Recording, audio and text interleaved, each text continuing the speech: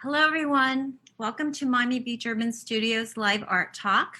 Today, we're here with Miami-based artist Mark Fleuridor. My name is Colette Mello. Thank you all for joining us this evening. I'd like to thank Miami Beach Department of Tourism and Office of Cultural Affairs for sponsoring these art talks. Mark Fleuridor is a Haitian American artist born and raised in Miami.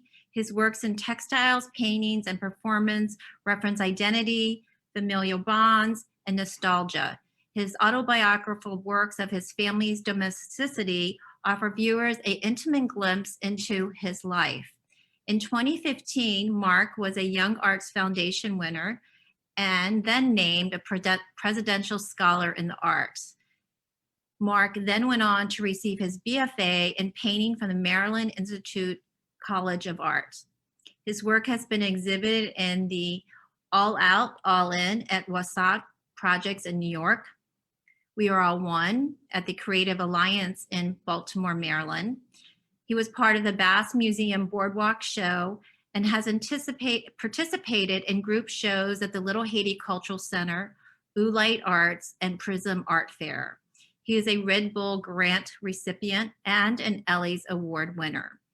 He participated in residencies at the Vermont Center of the Arts, the Oxbow Artist Residency in Michigan, and currently Mark is a resident artist at Oolite Arts. I'd like to take this opportunity to remind everyone that if you have comments or questions, to make them through the chat function, and we will try to get to them at the end of the presentation. So, hi Mark, thank you so much for joining us. I is so excited that you decided to participate in this art talk. I'm going to hand it over to you now. Hello, everyone. Thank you for such a great introduction, Colette. I'm going to be sharing my presentation right now. Hello, my name is Mark Fleuridor. Like Colette said, I'm an artist based in Miami, Florida. Most of my work is about family and just my relationship within my family and childhood memories of growing up within Miami with my parents who are from Haiti. And yeah, so this is me in my studio in front of my fabric. To start off, I like to start off my presentations with this, one of my favorite pieces. It's called Mummy Before Church. It's a mono screen print on fabric of my mother waiting for a ride to church. I like most of my works tend to be around my mother and span around different family members and their life story and just my perspective of them and just honoring their legacy. So with this piece, I created this, I use a photo reference of my mom and use it to just depict her and her aura and her impatience, but also patience in the scenery of waiting for a ride to church. And a lot of pieces have been inspired by this piece, which is the first of more pieces to come.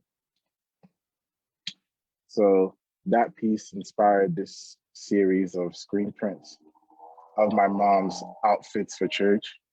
So there are a series of 10 pieces, screen prints, which are on fabric that are glued to paper and mounted onto paper. I made these at the Oolite Printmaking Center. And yeah, these are just trying out different colors to depict my mom's different outfits for Sunday, which is super important to her, and just looking her best for the first of the month. In the background, there are patterns of hibiscus flower. I do a lot of research on pattern making and recreating patterns to better have more context to the pieces that I create. So these were made last year. I made these pieces. I have a background in painting. So in the beginning of my art practice, I made a lot of paintings, and then I've expanded throughout different mediums, such as collage and puppetry and performance, and then coming back to painting and trying to take everything that I've learned and put them back into painting and seeing how they can influence my work. So to the left is a portrait of myself, the self-portrait of myself that I made at Vermont Studio Center. And the right is another portrait of my mom. And just using, to the left, I was using collage fabric. I have a, I had an idea of using hands and the way hands can be used in different ways, such as prayer. So in this piece, it's a figure putting its hands on my head for a sign of protection. And yeah, to the right is just another portrait of my mom that I really wanted to create. And for me, this piece doesn't particularly look like my mom, but it really has her presence within the imagery and how I view her and her looking straight at me and her honest truth within the portrait. Here are some watercolors. Not watercolors, I view them as watercolors. They're acrylic paintings. To the left, Sunny Christening. It's just my brother getting a christening. And it's to the right is Sunny Christening. And to the left is a portrait of my cousin and my aunt. And just bringing collage and lace fabric. So to the piece to the right, I've collaged lace fabric and also having painting and just using different materials which remind me of my mom. So lace fabric or tablecloth fabric, because she's very particular of tablecloth fabric and people not messing up her fabric on the table. And just experimenting with these materials to depict people. So I made these last year and they were in an online exhibition for Showfields, which is an online platform. This piece is one I made 2019. It was made for a performance I made. And in this performance, there were 3 large-scale performing objects. And there are 2 siblings. There's this one and this one, which are both quote unquote siblings. And I originally wanted to have more siblings because I grew up with a lot of siblings. I have 4 siblings. And in the performance, there are 2 siblings and 1 large scale mother puppet. And it's just an interaction between the siblings and the mother. And it was really amazing for me to make a performance. There were 17 people performing, and this was a amazing collaboration to do. And I don't see myself doing that anytime soon because it was so much work, but it was a great experience to be in charge of something performance-wise and to accomplish it. So in these 2 pieces I've shown through my college thesis exhibition and also at Gallery Creative Alliance in Baltimore. And yeah, it was very interesting for me to have a piece that was used for a performance, but also in an exhibition space.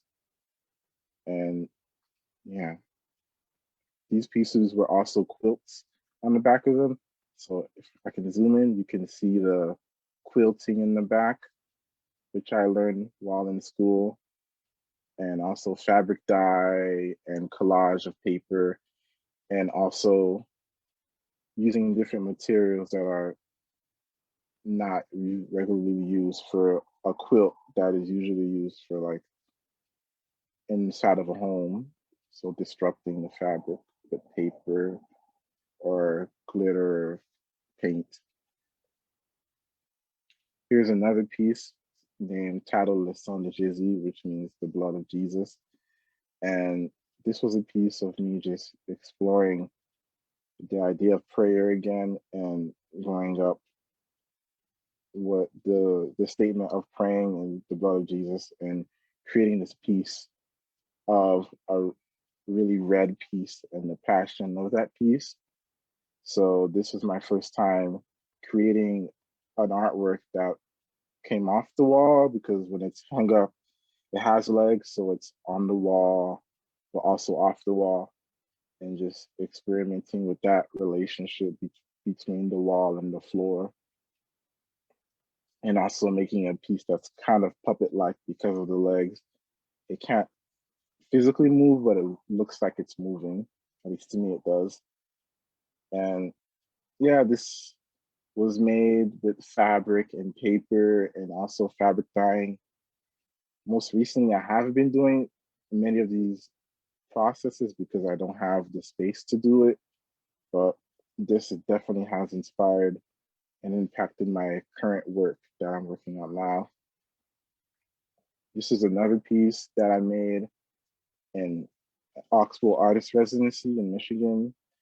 And while I was there, I was wanting to really make more pieces that are kind of sculptural but for the wall. So I went to the local thrift shop, and all of these materials were found at the thrift shop, and brought them back and creating this imagery of an elder figure and a child and being held in the hands over the head. And the idea of prayer and just my relationship with prayer. It's a lot of self-exploration within my work. So the title is Woy. I thought it was Woy is usually used in a moment of a lot of emotion or surprise. So I thought that was a perfect title for this piece. Here are some digital collages. I also work with digital work. I have a series in my pieces, as you'll see throughout the rest of the pieces, that are different areas of our household. So in this piece, which is the second of the series, is my parents' kitchen that I made from my memory, and just creating patterns and recreating an environment and putting photographs and memories into one imagery for all these moments that have happened in, or that are happening in different moments of time. So my mom from a different time period, which is she's in the background, and my little sister from a different time period, making this environment through collage and digitally manipulation, and just using different icons that I grew up seeing. For example, to the bottom right, there's a Miami Central Rockets logo, which is the high school that most of my siblings went to, and my older brother was a football player for that high school. And just the interesting things about my pieces, or this body of pieces, is that when my siblings see the work, they can kind of guess of what I was thinking and what this piece is about, which is makes me very happy within the work to see that the people who grew up with me can kind of have an idea of what I'm thinking for my pieces. And also within this piece, I was thinking of the idea of different ways of healing. So specifically tea. So there's tea being made. And as you'll see in the other pieces, there are just different ways of healing that I wanted to depict within the artwork. Also to the top right, there's a scenery of my parents' wedding that I added to the piece. This piece is also digital collage piece, and it's a self-portrait of myself. It's titled Hands on Us, Hands with Us. It's a self-portrait of myself, and just introducing the idea of being held, which is something that I'm currently working with and have worked with, and just so the idea of wanting to be held or protected in a sort of way. This was taken from a photo reference from my family's photo album. Growing up, my mom has a photo album and my sister has taken pictures, and it kind of disappeared with taking pictures. And recently I've been taking lots of Polaroid pictures of different moments that hopefully I can use in the future for my art, and just thinking of the idea of preserving memories. So the patterns made from this object in my house that is kind of metal and it has fake fruits in it, and it's on a table. And yeah, I made this pattern from that. This piece is a part of the series of different sceneries in my household. It's titled Saturday Massage, Channel 45 Time, and Louis Masquitu, which is Louis Masquitu is black castor oil. And in the scenery, it's my father giving my mom a back massage with black castor oil, and thinking about the use of black castor oil in a religious, which is used for prayer, but also in a domestic space. So the scenery of this house, of my parents' bedroom, it shows just the environment and trying to really create the scenery and the feel of the environment. The radio's blasting, the TV's on, my mother's sandals to the bottom right, and also fully working with quilting and using the sewing machine as a drawing tool. So this is a digital print that is further quilted on, and using the sewing machine to push colors and push boundaries of the artwork.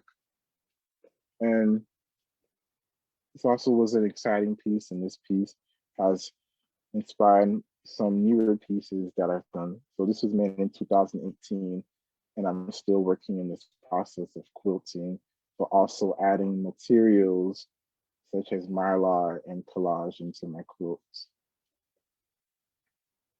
And this is just the quilt being held, how it looks in the photograph. And I really love this photograph of it being held by a couple of people. This is a double-sided quilt of my mom, What People Tell People. It's just an inside joke of my mom. I don't even know what the original story is, but growing up, she would say this quote and say, what people tell people, and start laughing, but I don't really remember the joke. And it's a double-sided quilt, a screen print on fabric, but also dyed jeans, and just using the sewing machine as a drawing material. And I think it's a really sweet piece. Just another portrait of my mom. My mom's the main subject and the model for my work. This is a digital piece that I made, and it's quilt is printed on cotton, and it's another piece of hands on top of someone and hands on my oldest brother. And just thinking about protection and the ways of protection. The pattern in the background are from the bark of a tree in my yard. So in my parents' yard, there are a lot of, recently I've been making a lot of pieces based off of the trees in my yard. My dad loves to plant. So in the background, it's heavily edited, but it's the bark of a tree and of the our coconut tree, and just digitally manipulating and adding patterns. So it's my mother's hands on Moi Moi, which is my brother's nickname. This is one of my recent pieces. It's titled Mummy's November Babies, Momo and Princess. My oldest brother and my little sister. And this is our living room, and in this piece, I'm trying to depict both of my siblings through their environment, which they are in the scenery. It's mostly made up. So in the upper right-hand corner, you can see some strawberry patterns, which I've created, or the Miami Dolphins logo, which is on the lamp to the left. And just depicting my siblings through their environment and talking about my memories of them, my brother loving football or is into music. And to the left, you can see like there's a pepper for this online, this digital music making app called Fruity Loops. And my brother would make music and play it really loudly in our house. So just using the environment to heavily tell a story about my siblings. This is a piece named Tea Time. It's a portrait of my mother, another portrait of my mom, of her. She has a favorite spot on the couch where she's on the phone. So it's her with the tea kettle, and also me thinking about tea as a healing object to heal yourself with different types of teas, and my mom on the phone looking for tea, like talking on the phone, which is used tea being used in the statement of looking for information on someone or something. And on the pattern border is mango leaves patterns, which I've currently used in a lot of pieces. And I think one of my next couple pieces, there are mango leaves patterns being used again. This is a piece of myself. It originally started as a book I wanted to make about myself, just growing up in Miami and going to school and coming back home and going to my grandma's house and walking to my grandma's house. But it turned into a couple of quilts. They are this quilt is myself before school. So Adventures in Micah 1, my dad's usually prays on me before I go to school, and just creating my parents' living room in a sense. And in the bottom corner, you can see that there's a game system in a cage. So which I think is funny to me, is that my dad would hide the game systems before leaving for work, or just hide it in his closet, which all of us knew was in the closet, but we couldn't reach. So just creating some inside jokes within pieces, but also talking about my parents' anxieties of letting their kids out the house. My parents were really protective. So this piece is Adventures of Mako 1. This piece is Adventures of Mako 2. It's me at my grandma's house and creating the environment of her house again and using pattern making. So the pattern is a Capri Sun type of pattern. And just the environment of my grandma's house, coming after school and spending time with her. And to this piece, the pattern on the edge is the logo of my elementary school, which was a tiger. This final piece is my most recent piece that I completed, titled Papi Iron My Clothes, Papi Let's Go to Church, Papi Pa Fem Want. Pa Fem Want is like, don't embarrass me in Haitian Creole. So this quilt took me from the beginning of quarantine up until now, which I recently finished at Atlantic Center for the Arts with my residency at Oolite. And it's mostly hand sewn with mylar, and it's a depiction of my mom and her, which I think are her two best friends, which are her sisters, and using mylar to collage within the piece. In the background, it's really hard to see in this photograph, but there are some just collage of my sister and family members, and just depicting my family members, my mom and her sister. This piece took a really long time because of the digital creation of the environment, but also really wanting to hand sew. I really like and enjoy the look of hand sewing on my artworks. And yeah, and this is the last piece, I believe. Yeah. Thank you, everyone. These are beautiful. Thank you so much. I appreciate that. So So can you just share where you are and how has the pandemic affected your practice, or are you in your studio Um, now? I'm currently home, and yeah, it's affecting my practice. The pandemic has affected my practice to mostly be home based. So in the beginning of 2020, I was making a lot of paintings, and now I'm making most fiber-based works because my siblings have children, and sometimes they're in the home, and just having paint with children makes me very anxious. So it's been mostly textile based and digitally based because if I'm in a small space, I can create digital works a lot easier than making a large painting. That's How been the most effect. Oh, sorry. I was going to ask you, how did you go from painting to working in quilting and fiber arts? How was that transition?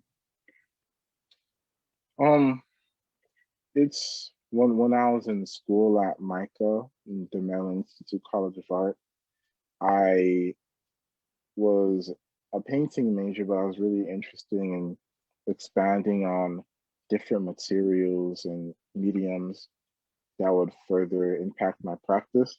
So I was in the quilting club at Micah, and I learned how to quilt, but also in my textile-based classes where I learned how to fabric dye and do puppetry and performance. So those classes impacted my fine art, I'd say, and mostly I have a cycle of I'm working on a painting, and then I work on a painting for like a couple of months, and then I switch over to quilting, then I switch over to digital collage, or then I switch over to puppetry. So my process of my work just depends on the cycle of which material I've overworked at the time and want to move on next. I noticed in your works you have a lot of pattern and decoration in your backgrounds. Are they in symbolic? I know you had mentioned the hibiscus, you had mentioned the mangoes. Are those important symbols or? Yeah, in this piece in front of us, I use the mango leaves and thinking about we have in my yard we have two large mango trees, and I had a poem about well, in a lot of my works I create poems before making the work to better have an idea of what the work is about. So in this piece, I had a poem talking about just the life of a mango tree and the cycle of in the beginning of the mango tree, it becomes a lot of seeds and just the cycle of life within the mango tree from being lots of seeds and mangoes. And then once the mango season over, there's a lot of rotten mangoes on the floor. And that's why I started using a lot of mango leaves as a symbolic reference of the cycle of life within my pieces.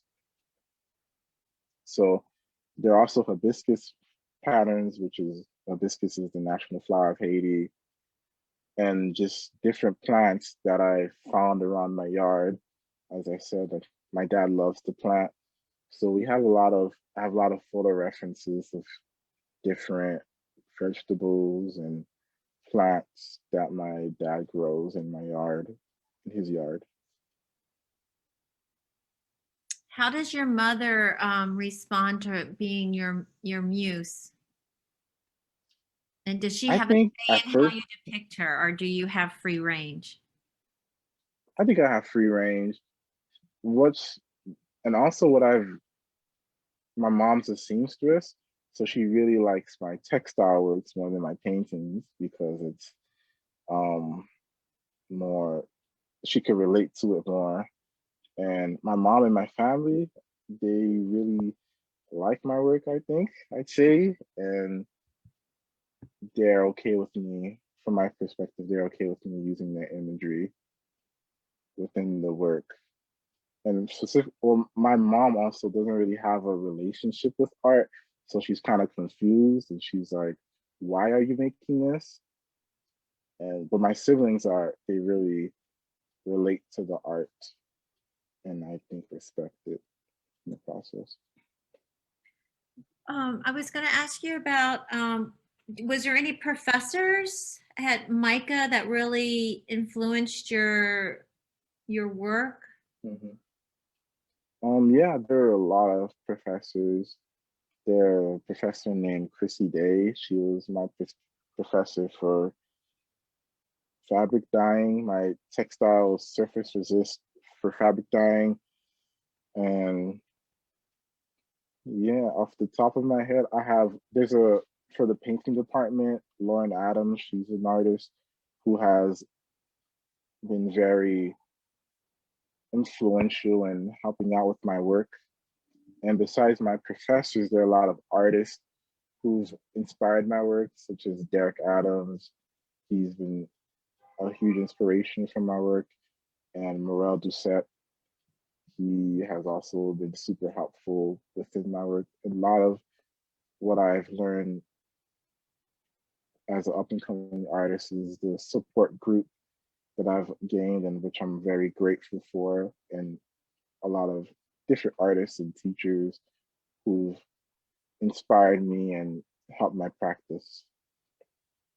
Do you, I mean, I read recently that Derek Adams was teaching at Micah. Did you take any classes under him? No, I didn't take, he wasn't my teacher at Micah, but I did intern for him one summer while I was at Micah. So Okay. yeah, and Okay. I met him when I was in high school. Oh, wow. Nice. Nice. So I'm very interested when I read about you were, you got the presidential award. That must have been so exciting. Can you share a little bit about what that experience was like? Did you flew to DC and you were at the Kennedy Center? Is that correct? When I was in high school, I was in young arts, and I was lucky enough to become a presidential scholar through young arts. And we, but that was, trying to remember off the top of my head, but that was around 5 years ago. And I had my work up at the Kennedy Center, and we had to do a performance there, which is which is something that was really out of my palette at the time. So it was something really exciting, and I'm very grateful for. And Debbie Allen was your mentor for that? Deborah Allen? Yeah, she was. Oh, she's Yeah, amazing. Debbie That must Allen. have been incredible. Yeah, it was a great experience to meet her and to kind of have a mentor at that time.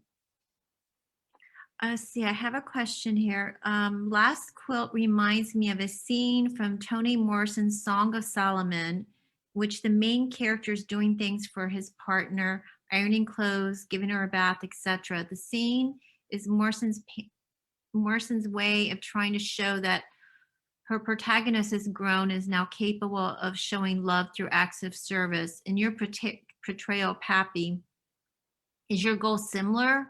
Are you giving your audience an example of Black domesticity that is rarely portrayed in other cultural media? That's a good question. Hmm. I say, well, that's a very beautiful poem, and I'll have to look into that. And I say for this piece, it was, like I said, this started from a poem.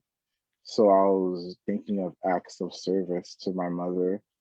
And for this, when I was making it, I was mostly thinking of what are acts of service that I do for showing my appreciation. And things that popped up to my mind was how she would call me Papi. And so in this piece, I am using Papi, which is a term of endearment that she uses, and me depicting my moment of appreciation for her. I mostly wasn't thinking about the term of endearment towards other people within my work. I usually just think about me and my relationship between that specific family member. And yeah.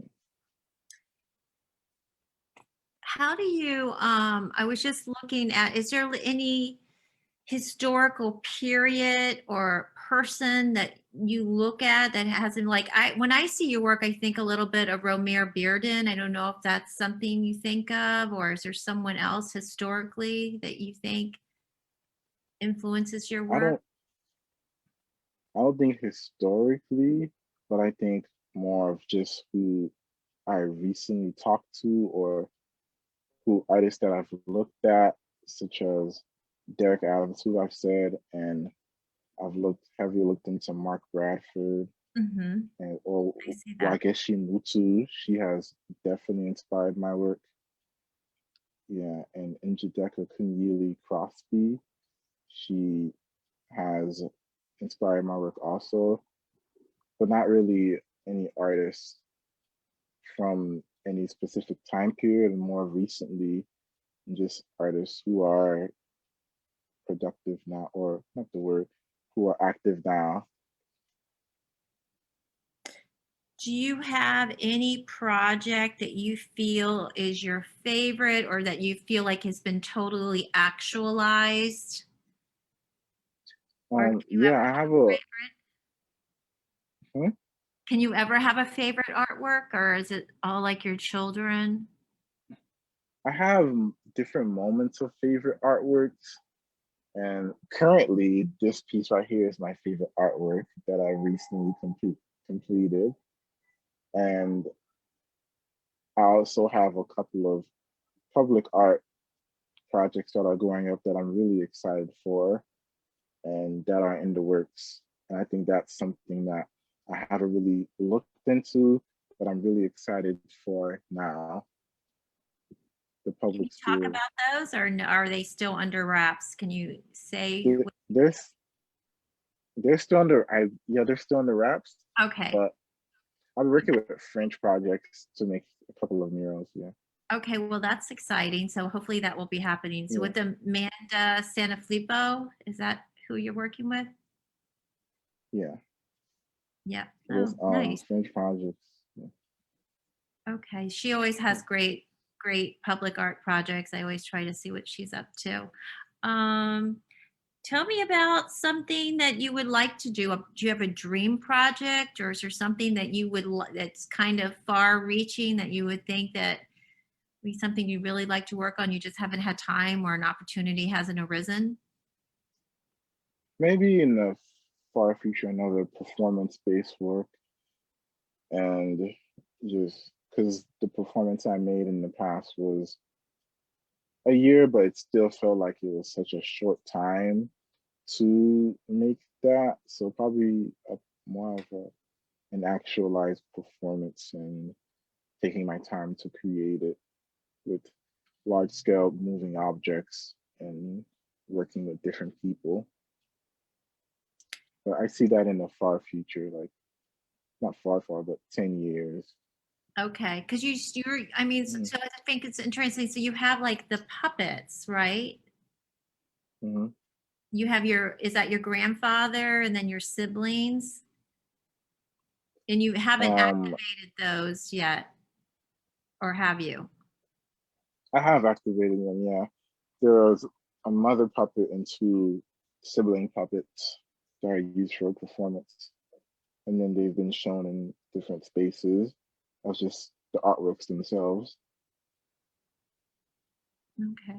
I remember seeing, so I came to know your artwork actually during Art Week of this year, of last year, I should say, of 2020. I only went to a couple places because I was afraid to go out, but I saw your work at the Art and Cultural Center. Um, it was organized, I think, by Marie Vickles, and then I actually was able to go to Oolite Art, and I saw your work there again, and I was like, oh my God, I have to approach Mark to see if he would do an art talk for me. So I was very excited that you were able to fit us in. Thank you so much. So I'd like to just end. Is there any, we have some students on, is there any advice you give to young emerging artists? Piece of advice that you could give them?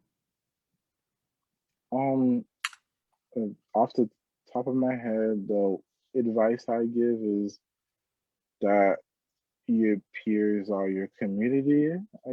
For me, the most important thing has been upkeeping connections and just being there for people when they need you within the art career. And like the most important thing for me is to check up on someone and not particularly ask them, like for an opportunity just to say hello, and that you're, if they need anything for them, and just upkeeping connections, I believe, has been the most important thing. I think that, yeah, especially when we're going through what we are. But you know what? I just thought of another question for you. You had mentioned about the poetry. Do you Mhm. do a lot of writing in your practice, or? Yes, some of my work, I do a lot of writing before making an artwork. If I don't really have an idea, or I don't have an idea for what I want the scenery to look like, I write a poem about what I want to make, and then I can better create a scenery based off of the words of the poem. So this title is from a poem I wrote about my mom, and I made this artwork. Wonderful. So that is a regular part of your practice then, is writing. Yeah. And then also, how about for grants or anything like that? Do you do writing for, do you do a lot of that, or is that part of, you know, No, I haven't done a lot of writing for grants. This is no, mostly personal writing, and I just, don't particularly feel, yeah, yeah. I see. And someone was asking, is Pappy the father? But no, Pappy's you, right? Yeah, Poppy's me. My mom calls me Poppy, That's and an she endearment. Yes. has, yeah. Nice. I have a comment from Facebook. Hold on. I'm sorry. I thought we were wrapping it up, but I have a few questions coming in. Um, this is a great talk. The relation to digital painting and surface design is such rich tactile experience. Thank you. Um, my students are working on foundation piecing. This would be fun to share too. Do you work in foundation piecing in your practice with the quilting? Yes, yes, in the past I've worked with some piecing within my work, yeah, but not recently. It's just been sewing, using the sewing machine as a drawing material. But I have used some piecing and pattern making within my quilts. And what's your preferred, whatever you're doing at the moment? Yeah, whatever Whatever. I'm doing at the moment. Yeah, but mostly using the sewing machine as a drawing material. And then you're also hand sewing as well. Yeah, I'm also hand sewing. You're doing the hand sewing and you're painting on some of the on it as well, correct? You're doing canvas, Hmm. you're doing all of it. Yeah, Yep. yeah. Um, your work is fantastic, very inspirational. Thank you. Another comment. Do you have any other upcoming exhibitions, or where else can we see your work right now? Yeah, I'm currently preparing for a couple of exhibitions. I have a solo exhibition coming up at the Art and Cultural Center in Fort Lauderdale, Oh, nice. and another solo exhibition at IS Projects, which is a printmaking space in Fort Lauderdale. And I saw a couple of public art murals that are coming up also. So I'm really excited for those. And those are going to be happening in the spring/summer. Okay, nice. Well, wonderful. So, Mark, thank you so much for this wonderful talk about your creative practice. It was great to meet you and learn more about it. And again, I look forward. You're right down the street from us. I look forward when things get a little safer for us. I'd love to have a studio visit with you and talk to you more about your practice. Thank you again so Thank much. you. Thank you so much for inviting me. Of course, and I'm gonna invite if you don't mind, stop sharing your screen. I'm gonna invite all of our guests to unmute for a moment and to do a virtual applause. I don't know, did Raymond do it? Thank Oh, you. That was beautiful. Oh, Thank you. Beautiful work. Fabulous. Thank Yes. you. Great. Beautiful work. yes, it is. We really love it. So again, thank you all, and I'll thank you all for joining us today and for this wonderful talk. And to next week, we have another art talk with artists from Washington, D.C., Lynn Myers, who does printmaking and large-scale public works. So I hope I will see you all then. So thank you all and have a wonderful evening. And thank you, Mark. Thank you. Bye.